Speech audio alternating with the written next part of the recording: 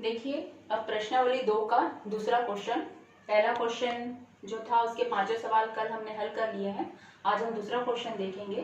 तो दूसरा क्वेश्चन है कि निम्न में जांचिए कि क्या gx px का एक गुणनखंड है। आप सभी को क्वेश्चन दिखाई दे रहा है कि निम्न में जांचिए कि क्या gx px का एक गुणनखंड है। यहाँ पर आपको पूछ रहा है कि क्या gx px का गुणनखंड है। अब यहाँ पर gx मतलब भाजक, x माइनस 3 जो है वो आपका भाजक है, और px x की घात 3 ऋण 4x स्क्वायर धन x धन 6 वो आपका भाज्य है। ठीक है, तो यहाँ पर पूछ रहे हैं कि क्या gx जो है x माइनस 3 जो है वो x की power 3 minus 4x square plus x plus 6 का गुणनखंड है। तो सबसे पहले गुणनखंड से आप लोग क्या समझते हैं। ठीक है, तो पहले हम जो हमारा सांख्यिकी रूप है, संख्या वाला रूप है, हम उसमें सांख्यिकी तो नहीं, जो हम नॉर्मली अंक गणित में हल करते हैं उसको हम देखते हैं कि गुणनखंड कहते किसे हैं। ठीक है, तो जैसे नॉर्मल में संख्या में बता रही हूँ आप लोगों को कि जैसे हम 8 नहीं लेते, मान लेते हैं कि 6। तो यदि हम 6 का गुणनखंड निकाले तो हम जानते हैं कि 6 का गुणनखंड होता है 1 2 3। ठीक है, उसी प्रकार यदि हम 12 का गुणनखंड निकालते हैं तो हमको पता होता है कि 1 2 3 4 6 और 12। ठीक है, यहाँ पर 6 भी आ जाएगा। उसी प्रकार मान लो हम 15 का गुणनखंड निकालते हैं तो हमको मिलेगा 1 3 5 और 15। ठीक है, समझ में आया। तो जैसे 6 का गुणनखंड 1 2 3 6 है, 12 का गुणनखंड आपके सामने 15 गुणनखंड है 1 3 5 15। तो गुणनखंड से आपने क्या समझा। तो गुणनखंड का मतलब ये होता है कि हम उस संख्या में यदि उनके गुणनखंडों का भाग देते हैं। ठीक है, जैसे मान लो हमने 15 में यहाँ पर 3 का भाग दिया तो वो कितनी बार गया, 5 बार। तो हमको मिला 3 5 6 15। तो यहाँ पर आप क्या देख रहे हैं कि भाजक जो है वो 3 है, भाज्य जो है वो 15 है, भागफल जो है वो 5 है, और यहाँ पर शेषफल आया 0। मतलब यदि कोई किसी संख्या का गुणनखंड है उसका मतलब होता है कि शेषफल, जब भी हम उस संख्या में उस गुणनखंड का भाग देंगे तो शेषफल 0 आएगा। ठीक है, तब वो संख्या उसकी गुणनखंड होगी। तो ये हमारा अंकों के रूप में था।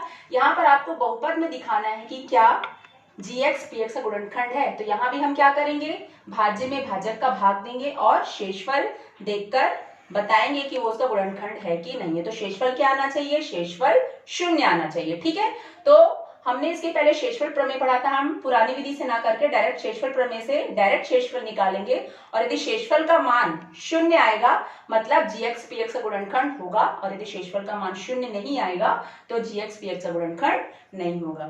ठीक है, तो हम आगे सवाल को हल करते हैं। तो जैसा कि कल हमने सवाल बनाया था शेषफल प्रमेय से, तो यहाँ पर हम x माइनस 3 को 0 के बराबर मान के x की वैल्यू निकाल लेंगे। अब इस x की वैल्यू को ले जाकर हम कहां पर रख देंगे,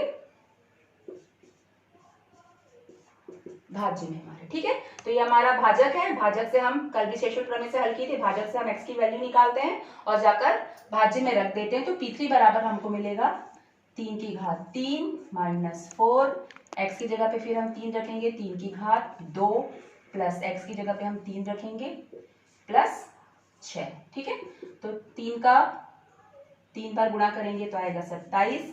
यहाँ पर हो जाएगा 3 का वर्ग 9, 9 चौके 36, 3 धन 6। ठीक है, अब यहाँ पर हल कर लेते हैं हम।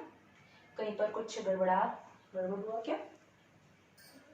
ठीक है, 27 यहाँ पर देखिए ये प्लस और ये प्लस है, तो 27 और 3 30, 30 और 6 कितना हुआ 36, और यहाँ पर आया ऋण 36। ठीक है, 27 3 30 और 30 और 6 36, सभी प्लस से आपस में जुड़ेंगे, माइनस 36, 36 में 36 गया 0। तो शेषफल प्रमेय से हमने शेषफल ज्ञात किया कि 0 आया। समझ में आया, gx px का गुणनखंड कब होगा, जब शेषफल हमारा क्या आएगा 0 आएगा। ठीक है, तो यहाँ पर हमारा शेषफल 0 आया, तो हम लिखेंगे कि gx px का गुणनखंड है। ठीक है, समझ आया। कुछ नहीं करना है, बस शेषफल प्रमेय की सहायता से हमको शेषफल निकालना है, और यदि शेषफल 0 आता है मतलब gx px का गुणनखंड होगा, नहीं आता है तो नहीं होगा। ठीक है, ठीक है। अब हम देखिए एक और उदाहरण लेते हैं। प्रश्न 2 का ही चौथा सवाल है, हम इसको भी हल करते हैं। यहाँ भी हम भाजक हमारा है gx x माइनस 1 और भाज्य हमारा x की power 3 plus 5x square minus 5x plus 1। यहाँ पर हम भाज्य से फिर x की वैल्यू निकालेंगे। तो x minus 1 is equal to 0, तो x बराबर हमको मिलेगा 1। जो x की वैल्यू उसको हम भाज्य में ले जाके रखेंगे, तो यहाँ पर हम लिखेंगे p1 इक्वल x की वैल्यू 1, 1 की पावर 3 प्लस 5 x की वैल्यू 1 का स्क्वायर माइनस 5 x की वैल्यू 1 प्लस 1। ठीक है, तो यहाँ से हमको मिला 1 की पावर 3 मतलब 1 ही हुआ, 1 की पावर 2 मतलब 1 और 5 एकम 5 हुआ, 5 एकम 5 प्लस 1। ठीक है, यहाँ पर देखिए सभी प्लस है, प्लस प्लस प्लस, 1 और 5 6, 6 और 1 7, 7 में 5 गया, आएगा 2। यहाँ पर हमें शेषफल कितना प्राप्त हुआ? 2। तो क्या gx px का गुणनखंड होगा? नहीं, gx px का गुणनखंड नहीं होगा, क्योंकि हमारा शेषफल कितना बच गया? 2। हमारा शेषफल कितना आना चाहिए? 0 आना चाहिए, तब gx जो है वो px का गुणनखंड होता है। यहाँ पर 2 आया है, इसलिए gx px का गुणनखंड नहीं होगा।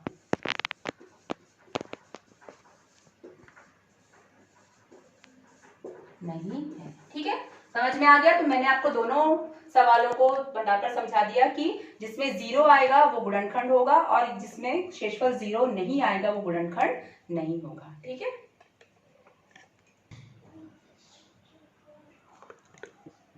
ठीक। अब प्रश्न तीसरे का हम लोग पहला क्वेश्चन देखते हैं कि निम्न में a का मान ज्ञात कीजिए। हमारे पास क्वेश्चन दिया हुआ है कि gx का मान है x प्लस 1, हमारा भाजक है x प्लस 1, और px मतलब हमारा भाज्य है x square plus a x plus 2। यहाँ पर देखिए ये a है, तो इस a का मान ज्ञात करने बोल रहे हैं। ठीक है, निम्न में a का मान ज्ञात कीजिए जबकि gx px का गुणनखंड है। यहाँ पर आप इस बात को समझेंगे कि इस क्वेश्चन में बोल रहा है कि a का मान ज्ञात कीजिए जबकि gx px का गुणनखंड है। तो गुणनखंड यहाँ इसके पिछले वाले क्वेश्चन में हमको बताना था कि क्या वो गुणनखंड है, और इसमें दिया हुआ है कि वो उसका गुणनखंड है। तो दोनों में क्या अंतर है?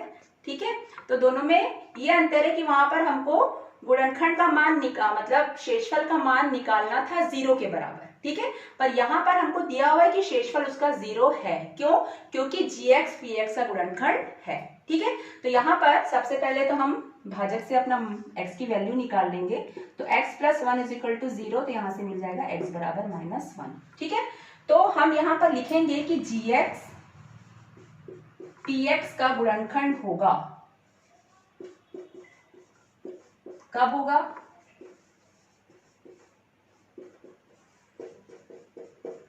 ठीक है, जब x बराबर माइनस 1 के लिए p माइनस 1 का मान कितना होगा? 0। इस बात को आप लोग समझे कि gx px का गुणनखंड होगा कब? जब हमारे x बराबर माइनस 1 के लिए जो हमारा शेषफल है वो किसके बराबर होना चाहिए? 0 के। ठीक है, तो हमारा शेषफल है और यहाँ पर ही हम रख कर मान को निकालेंगे। ठीक है, तो अब यहाँ पर हम जो p का मान है माइनस 1 का मान है उसको हम अपने भाज्य में रखते हैं, तो हमको मिलेगा माइनस 1 का स्क्वायर, एक्स स्क्वायर की जगह पे हमको a की वैल्यू निकालनी है। x की वैल्यू है माइनस 1 प्लस 2 बराबर 0। यहाँ पर आप लोग ध्यान देंगे इसको। ठीक है, चूंकि हमको यहाँ पर a का मान निकालना है और जब भी किसी चर राशि का मान निकालना रहता है तो हमारे पास बायां पक्ष और दायां पक्ष दोनों होना चाहिए। इस चीज को आप लोग ध्यान रखेंगे। ठीक है, बहुत सारे बच्चे सवाल बनाते समय ये बराबर 0 नहीं लिखते हैं, केवल इतना लिखकर डायरेक्ट a का मान निकाल देते हैं। ये गलतियां बहुत होती है, इसलिए मैं बता रही हूँ कि जब भी आप इस प्रश्न को हल करेंगे, चूंकि वो उसका गुणनखंड है तो p माइनस 1 बराबर 0। गुणनखंड है मतलब शेषफल का मान कितना आएगा? 0। तो आप लोग हमेशा शेषफल के बराबर 0 लिखेंगे और समीकरण को हल करेंगे, क्योंकि यहाँ पर हमको a का मान निकालना है। तो इस भाज्य के बराबर आप लिखोगे 0, क्योंकि यहाँ पर हम शेषफल प्रमेय से शेषफल निकाल रहे हैं और उसका शेषफल क्या है? 0। ठीक है, तो यहाँ पर हम लिखते हैं माइनस 1 का स्क्वायर मतलब 1 हुआ, प्लस यहाँ पर a का माइनस 1 से गुणा हुआ तो माइनस a हो जाएगा आपका, प्लस 2 बराबर 0। ठीक है, अब यहाँ पर देखिए ये दोनों संख्याएं हैं, 1 और 2 कितना हो गया? 3 माइनस a बराबर 0। चूंकि माइनस a तो हम उसको उधर ले जा सकते हैं, तो माइनस a उधर जाके क्या हो जाएगा? प्लस, तो यहाँ से हमको a की वैल्यू मिल जाएगी 3। मतलब हमारा आंसर आ जाएगा कि यदि gx px का गुणनखंड है तो इस भाज्य और भाजक के लिए a का मान कितना आएगा? 3। आया समझ में आपको? ठीक है, देखिए अब उसी से रिलेटेड एक और क्वेश्चन है, प्रश्न 3 का चौथा ही क्वेश्चन है। इस क्वेश्चन में आपको थोड़ा सा अंतर दिखाई दे रहा होगा। निम्न में a का मान ज्ञात कीजिए जबकि gt pt का एक गुणनखंड है। ठीक है, देखिए वहां पर अभी तक हम लोग कर रहे थे कि gx px का एक गुणनखंड है, यहाँ पर बोल रहा है कि gt pt का एक गुणनखंड है। तो आप देखेंगे यहाँ पर कि जो भी पद है, ठीक है, वो आपके t के रूप में, वहां पर x था तो x के रूप में थे, यहाँ पर t के रूप में। ठीक है, बस इतना ही अंतर है, बाकी सवाल बिल्कुल वैसे ही बनेगा। तो जैसा आपके यहाँ पे कोष्टक में रहता है, आपके पद भी बिल्कुल सेम टू सेम वैसे ही रहते हैं। यहाँ भी फिर वही हम करेंगे कि t - 3 बराबर 0, तो यहाँ से हमको t की वैल्यू मिल जाएगी 3। अब हम यहाँ पे क्या लिखेंगे कि gt pt का एक गुणनखंड होगा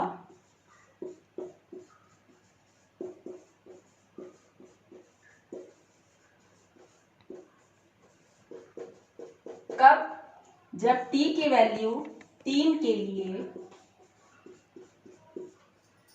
P3 का मान क्या होगा 0। ठीक है, t की वैल्यू 3 के लिए P3 का मान कितना होना चाहिए 0। तो आप बस आप मान रखते जाइए। तो t स्क्वायर, t की जगह पे आप रखेंगे 3 का स्क्वायर प्लस 2, a की जगह पे तो a ही रहेगा, t की जगह पे आपका 3 आ जाएगा। ठीक है, प्लस माइनस 2a ऐसे ही रहेगा प्लस 3 इक्वल 0। ठीक है, t की जगह पे आपका 3 आ जाएगा, बाकी सब वैसे ही रहेगा बराबर 0। बार बार बोल रही हूँ बराबर 0 लिखेंगे, क्यों, क्योंकि वो उसका गुणनखंड है और शेष फल 0 के बराबर ही आएगा। ठीक है, तो 3 यहाँ पर कितना आ जाएगा, 3 का वर्ग 9 प्लस 2 तिया 6, a गुणा करना आता है, संख्या गुणा होगा तो हम लिखेंगे 2 तिया 6 6a minus 2a plus 3 equal 0। ठीक है, अब यहाँ पर आगे हल कीजिए तो हमको मिलेगा 9, 6a में से 2a गया, सॉरी यहाँ पर हल कर लेते हैं, 9 और 3 कितना हो गया 12, और 6a में से 2a गया आया हमारा 4 इक्वल 0। समझ आया, 6a में से 2a गया 4 आया, 9 और 3 12, 12 को क्योंकि a का मान निकालना समीकरण हम हल करना जानते हैं तो हम निकाल लेते हैं 4a बराबर -12। ठीक है, तो यहाँ से आपको आगे मिलेगा a की वैल्यू -12/4। ठीक है, तो यहाँ से आपको a की वैल्यू कितनी मिलेगी -3। ठीक, तो इस प्रकार आपका सवाल आपको इसी प्रकार हल करना है, और मुझे उम्मीद है कि आपको बहुत अच्छे समझ में आ गया होगा कि बहुत ज्यादा कठिन नहीं है। ठीक है, तो पिछले सवाल से रिलेट करता हुआ ये सवाल है, तो बिल्कुल इसी प्रकार आप सवाल बनाएंगे और हल करके मुझे व्हाट्सएप पे भेजेंगे।